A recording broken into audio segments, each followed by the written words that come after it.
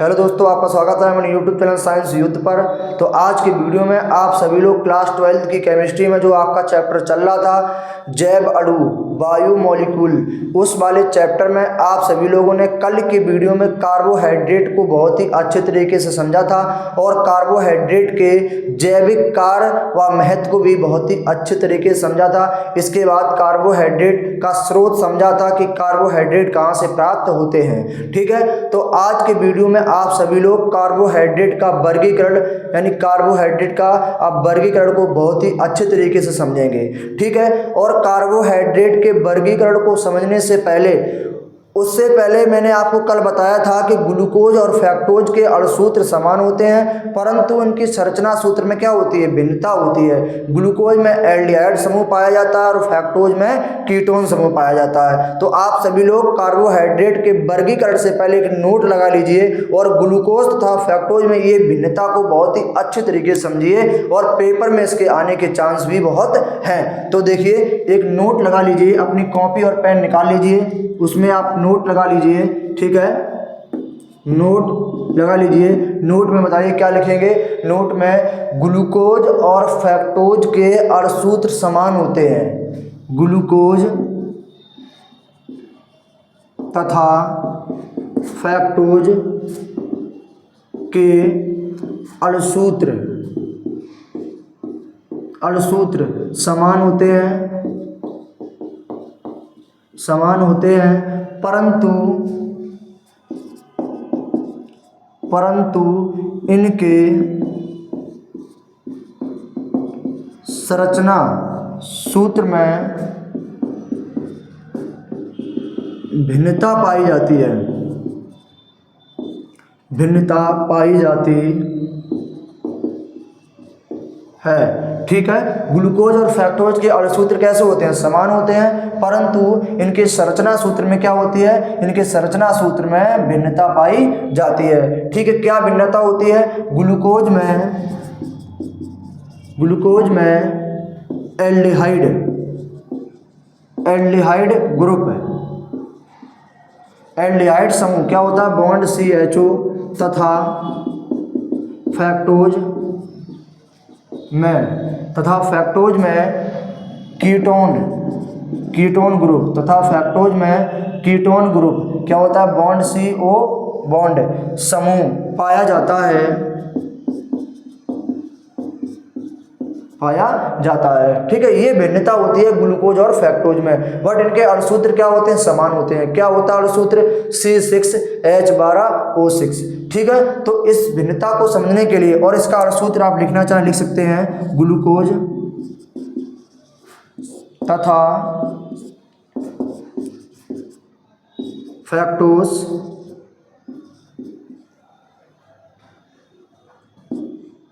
का अणुसूत्र ठीक क्या होता है, C6H12O6। ठीक, अब देखिए इन दोनों के अणुसूत्र तो यही होता है, C6H12O6। अब इसकी संरचना सूत्र में क्या भिन्नता होती है उसको समझिए बहुत ही अच्छे तरीके से। तो इसका आप स्क्रीनशॉट ले लीजिए इस कॉन्सेप्ट का। इसके बाद इसकी संरचना सूत्र को हम कॉन्सेप्ट के द्वारा आपको समझा कर दिखाते हैं। ठीक है,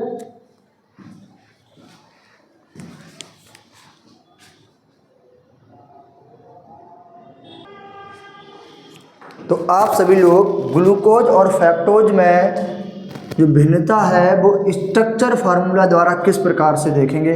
तो देखिए ध्यान से, ये ग्लूकोज का स्ट्रक्चर फार्मूला है, ये ग्लूकोज का स्ट्रक्चर फार्मूला बनाकर तैयार कर रहे हैं। आप सभी लोग बहुत ही अच्छे तरीके से समझिए इसको।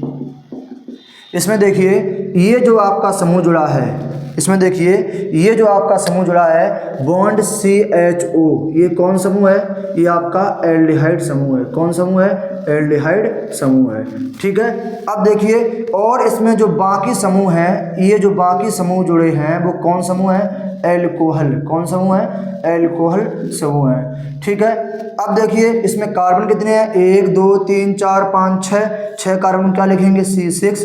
H कितने हैं, 1 2 3 4 5 6 7 8 9 10 2 12, तो C6H12। और ऑक्सीजन कितने हैं, 1 2 3 4 5 6, कितने हैं 6। तो बताइए किसका सूत्र है, ग्लूकोज का। किसका है, ग्लूकोज का। तो ग्लूकोज में बताइए 5 आपके एल्कोहल समूह होंगे और एक कौन समूह होगा, एल्डिहाइड समूह होगा। ठीक, इसी प्रकार फ्रक्टोज का देखिए, इसी प्रकार आप फ्रक्टोज समझिए। फ्रक्टोज का जो स्ट्रक्चर फार्मूला है इस प्रकार से बनेगा। फ्रक्टोज में कीटोन समूह उपस्थित होता है।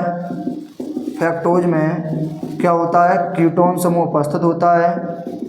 अब इसको देखिए यहाँ पे, ये जो समूह है ये कौन समूह है, कीटोन समूह है। कौन सा है, कीटोन समूह है। इसके बाद इसमें भी कितने OH समूह है, 5, 1 2 3 4 5।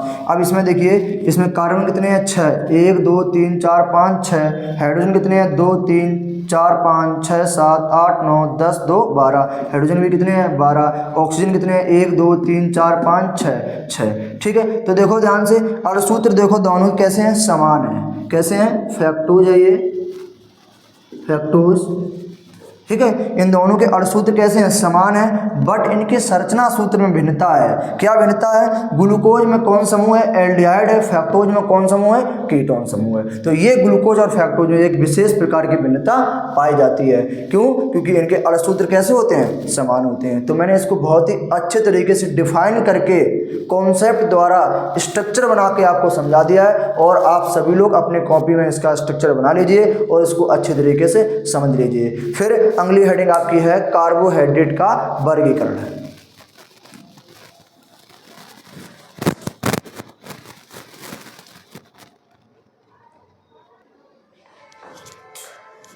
तो सभी लोग अपनी कॉपी में हेडिंग लगा लीजिए, कार्बोहाइड्रेट का वर्गीकरण। क्या हेडिंग आपकी है, हेडिंग आपकी है कार्बोहाइड्रेट, कार्बोहाइड्रेट का वर्गीकरण, वर्गीकरण। ठीक, इंग्लिश में क्या कहते हैं, इंग्लिश में कहते हैं classification, classification of carbohydrate, of carbohydrate. ठीक, क्लासिफिकेशन ऑफ कार्बोहाइड्रेट। ये कार्बोहाइड्रेट का वर्गीकरण को आप किस प्रकार से समझेंगे, इसका जो वर्गीकरण है आप अपनी कॉपी में बहुत ही अच्छे तरीके से इसी प्रकार से बनाना, जिस प्रकार से हम इसका डायग्राम बनाकर तैयार कर रहे हैं, तो आपको बहुत ही अच्छे तरीके से समझ में आ जाएगा। ठीक है, तो देखिए इसका जो वर्गीकरण है वो मुख्य रूप से 3 प्रकार से किया जाता है। इसका जो वर्गीकरण है वो मुख्य रूप से 3 प्रकार से किया जाता है। ठीक, पहला जो वर्गीकरण इसका होगा भौतिक गुणों के आधार पर, भौतिक गुणों के आधार पर। ठीक, दूसरा इसका है जल अपघटन के आधार पर, जल अपघटन के आधार पर। तीसरा इसका है, तीसरा है अपचायिक गुणों के आधार पर, आधार पर। तीसरा कहाँ है, अपचायक गुणों के आधार पर। ठीक है, तो देखिए भौतिक गुणों के आधार पर इसको किस प्रकार से वर्गीकृत किया गया है। तो भौतिक गुणों के आधार पर इसको 2 प्रकार से वर्गीकृत किया गया है। एक तो आपका शुगर है, जैसे हिंदी में कहते हैं शर्कराएँ, शुगर। और दूसरा जो आपका है क्या है, नॉन शुगर। क्या है, नॉन शुगर। ठीक है, नॉन शुगर मतलब अशर्कराएँ। क्या है, अशर्कराएँ। तो भौतिक गुणों के आधार पर कार्बोहाइड्रेट 2 प्रकार के होते हैं, शुगर और नॉन शुगर। और सुनिए जल अपघटन। तो जल अपघटन के आधार पर, जल अपघटन के आधार पर कार्बोहाइड्रेट 3 प्रकार के होते हैं, मोनोसैकेराइड। क्या होते हैं, मोनोसैकेराइड्स। और दूसरा आपका है ओलिगोसैकेराइड, ओलिगोसैकेराइड्स। और अगला आपका है पॉलीसैकेराइड। क्या है, पॉलीसैकेराइड। तो जल अपघटन के आधार पर इनको 3 प्रकार से बांटा गया है, मोनोसैकेराइड, ओलिगोसैकेराइड और पॉलीसैकेराइड। ठीक, अब मोनोसैकेराइड को भी 2 प्रकार से बांटा गया है। मोनोसैकेराइड को एल्डोज, एल्डोज तथा दूसरा है कीटोज। क्या है? एल्डोज तथा कीटोज। मोनोसैकेराइड को भी दो प्रकार से बांटा गया है, एल्डोज और कीटोज। इसके बाद में ओलिगोसैकेराइड को तीन भागों में बांटा गया है। कितने भागों में बांटा गया है? ओलिगोसैकेराइड को तीन भागों में बांटा गया है। पहला आपका है डाइसैकेराइड। कौन सा है? डाइसैकेराइड। अगला आपका है ट्राइसैकेराइड्स और अगला आपका है टेट्रासैकेराइड। ठीक है, टेट्रासैकेराइड्स। ठीक है, ओलिगोसैकेराइड्स को भी कितने भाग में बांटा गया है? डाइसैकेराइड, ट्राइसैकेराइड और टेट्रासैकेराइड। इसके बाद में पॉलीसैकेराइड को दो भागों में बांटा गया है, होमोपॉलीसैकेराइड्स। इसके बाद में है हेट्रोपॉलीसैकेराइड्स। हिंदी भी इसकी बता देंगे हम, हेट्रोपॉलीसैकेराइड्स। ठीक है, होमोपॉलीसैकेराइड्स और हेट्रोपॉलीसैकेराइड्स।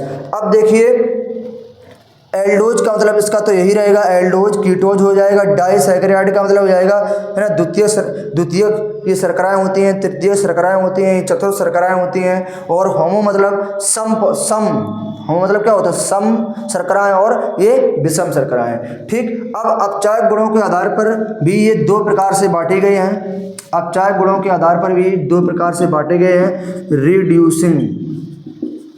रिड्यूसिंग शुगर और अनरिड्यूसिंग शुगर। अपचायक शर्कराएं और अनअपचायक शर्कराएं। ठीक है, तो एक बार इसको अच्छे तरीके से समझ लीजिए। कार्बोहाइड्रेट का वर्गीकरण जो है वो तीन प्रकार से किया जाता है, भौतिक गुणों के आधार पर, जल अपघटन के आधार पर, अपचायक गुणों के आधार पर। भौतिक गुणों के आधार पर इनको दो भाग में बांटा गया है, शुगर और नॉन शुगर। शुगर का मतलब शर्कराएं और नॉन शुगर मतलब अशर्कराएं। जल अपघटन के आधार पर इनको तीन भागों में बांटा गया है, मोनोसैकेराइड, ओलिगोसैकेराइड और पॉलीसैकेराइड। मोनोसैकेराइड को भी दो भाग में बांटा गया, एल्डोज और कीटोज। इसके बाद ओलिगोसैकेराइड को तीन भागों में बांटा गया है, डाइसैकेराइड्स, ट्राइसैकेराइड्स, टेट्रासैकेराइड्स। इसके बाद पॉलीसैकेराइड को भी दो भागों में बांटा गया है, होमोपॉलीसैकेराइड। इसका मतलब होमो मतलब सम पॉलीसैकेराइड और विषम पॉलीसैकेराइड। ठीक है, होमोपॉलीसैकेराइड और हेट्रोपॉलीसैकेराइड, सम शर्कराएं और विषम शर्कराएं। ठीक है, इसके बाद अपचायक गुणों के आधार पर दो प्रकार से बांटा गया है, रिड्यूसिंग शुगर मतलब अपचायक शर्कराएं, अपचायी शर्कराएं या अपचायक शर्कराएं कह सकते हैं, और अनरिड्यूसिंग शुगर यानी अनअपचायक शर्कराएं। ठीक है, तो इस प्रकार से इसका वर्गीकरण किया जाता है और आप सभी लोग, हम इसकी परिभाषा सभी एक साथ बता देंगे। आप सभी लोग इसका स्क्रीनशॉट लेके अपनी कॉपी में अच्छे तरीके से नोट्स बना लीजिए।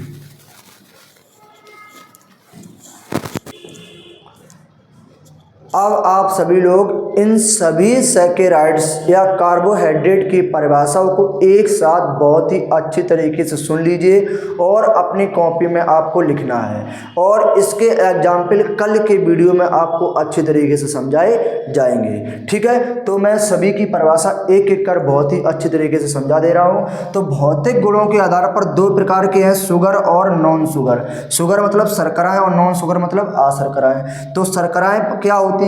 बेसैकेराइड या बेकार्बोहाइड्रेट जो स्वाद में मीठे होते हैं तथा जल में विलय होते हैं और क्रिस्टली ठोस होते हैं, उन्हें हम शर्कराएं कहते हैं। अशर्कराएं सुन लो, बेकार्बोहाइड्रेट जो स्वादहीन होते हैं या स्वाद में मीठे नहीं होते हैं और जल में आविलेय होते हैं तथा अक्रिस्टली ठोस होते हैं, उन्हें हम अशर्कराएं कहते हैं। इसके बाद में इसकी सुनिए ध्यान से, जल अपघटन के आधार पर कितने प्रकार के हैं? तीन, मोनो, ओलिगो और पॉली।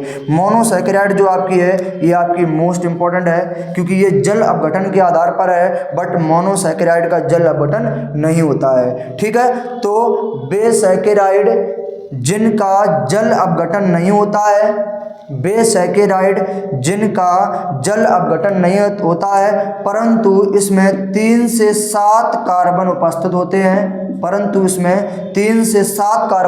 होते हैं, उसे मोनोसैकेराइड कहते हैं। परंतु इसमें 3 से 7 कार्बन उपस्थित होते हैं, उसे मोनोसैकेराइड कहते हैं। ठीक है, ये 2 प्रकार के हैं, एल्डोज और कीटोज। एल्डोज मतलब वे मोनोसैकेराइड जिनमें एल्डिहाइड समूह होता है, वे मोनोसैकेराइड जिनमें एल्डिहाइड समूह होता है उसे हम क्या कहते हैं, एल्डोज कहते हैं। जैसे बताइए क्या है, एग्जाम्पल क्या हो जाएगा, ग्लूकोज। वे सैकेराइड जिसमें कीटोन समूह होता है उसे कीटोज कहते हैं, एग्जाम्पल क्या हो जाएगा, अभी मैंने बताया फ्रक्टोज। क्या हो जाएगा, फ्रक्टोज। ठीक है, तो एल्डोज और कीटोज में आपको प्रॉब्लम नहीं होनी चाहिए। ठीक है, इसके बाद अब ऑलिगोसैकेराइड, इसकी परिभाषा सुनिए ध्यान से। वे सैकेराइड जिनमें या जिनका जल अपघटन करने पर, वे सैकेराइड जिनका जल अपघटन करने पर मोनोसैकेराइड के 2 से 10 अणु प्राप्त होते हैं, उसे ऑलिगोसैकेराइड कहते हैं। वे सैकेराइड जिनका जल अपघटन करने पर मोनोसैकेराइड के 2 से 10 अणु प्राप्त होते हैं, उसे ऑलिगोसैकेराइड कहते हैं। इनको भी 3 भाग में बांटा गया है, di, tri, tetra. Disaccharide में क्या हो जाए, वे सैकेराइड जिनका जल अपघटन करने पर मोनोसैकेराइड के 2 अणु प्राप्त होते हैं, डाई सैकेराइड कहलाते हैं। वे सैकेराइड जिनका जल अपघटन करने पर मोनोसैकेराइड के 3 अणु प्राप्त होते हैं, ट्राईसैकेराइड कहते हैं। वे सैकेराइड जिनका जल अपघटन करने पर मोनोसैकेराइड के 4 अणु प्राप्त होते हैं, टेट्रासैकेराइड कहते हैं। ठीक है, ये डेफिनेशन आपको लिखना है और कल इसके एग्जाम्पल हम आपको अच्छे तरीके से समझा देंगे। ठीक, इसके बाद अब पॉलीसैकेराइड भी कितने प्रकार, पॉलीसैकेराइड की परिभाषा क्या हो जाएगी, देखो, वे सैकेराइड जिसमें मोनोसैकेराइड के बहुत से अणु उपस्थित होते हैं, उसे पॉलीसैकेराइड कहते हैं। ठीक, अब ये 2 प्रकार के होते हैं, कौन से, होमोपॉलीसैकेराइड और हेटेरोपॉलीसैकेराइड। तो इसमें किसकी परिभाषा क्या हो जाए, वे पॉलीसैकेराइड जिसमें